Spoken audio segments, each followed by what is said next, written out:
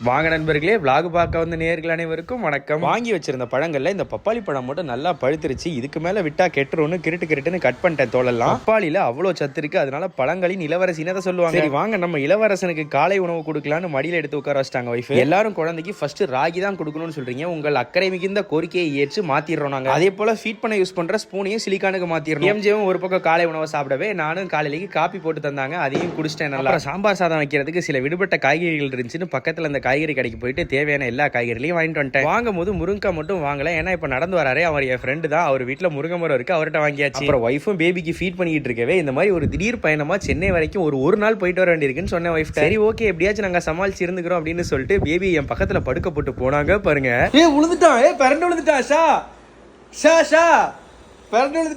ஆனா என் ஒய்ஃப் வந்து பார்த்துட்டு சுத்தமா ஒரு துளியளவு கூட நம்பவே இல்லை நண்பர்களே. அப்படியா?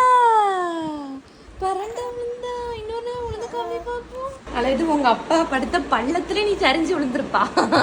இதெல்லாம் அநியாயமான கருத்து, தவறான கருத்து இதெல்லாம். பாப்போம், பரண்டு விழுங்க.